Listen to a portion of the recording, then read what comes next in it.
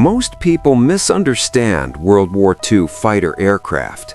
They think it was about dogfights, brilliant pilots, tight turns, courage in the sky. That's romantic fiction. Because World War II fighter aircraft were not about duels. They were about industry. Let's start with one aircraft, the Messerschmitt Bf-109. Not the most beautiful, not the most comfortable, not the most pilot-friendly, but it was the backbone of the Luftwaffe. The Bf-109 was not designed to become a legend. It was designed to be produced, fast, in large numbers, continuously. Germany did not have the luxury of time. They knew long wars are won by factories. So the Bf-109 followed one brutal logic: fly well enough, hit hard enough, and be built by the thousands. Look at the design: a cramped cockpit, fragile landing gear, limited visibility. Pilots complained. Industry did not care. Industry cared about output. And here is where Germany made its fatal mistake.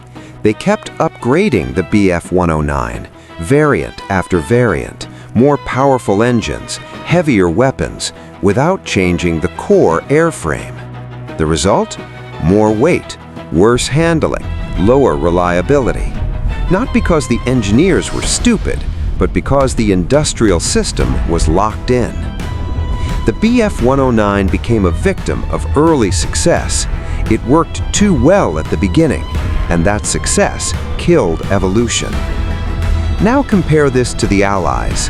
America did not fall in love with one design. America fell in love with process. When the P-51 Mustang appeared, it was not an accident. It was the product of an industrial ecosystem: modular design, mass production, stable supply chains, superior fuel quality.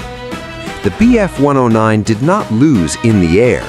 The Bf-109 lost in the factory. And this is the core lesson of World War II fighters. A fighter aircraft is not art. It is an industrial weapon. An ace pilot can win battles. An ace pilot cannot win a war. Factories can. That is why Germany produced the most aces and still lost. They trained exceptional pilots. Their enemies produced airplanes. The Bf-109 teaches a harsh truth. Local technical superiority loses to systemic industrial superiority. Military history loves to name pilots. Wars are actually won by factory shifts, production standards, spare parts logistics, and replacement speed. Aircraft can be replaced, pilots cannot. And the nations that understood this earlier won.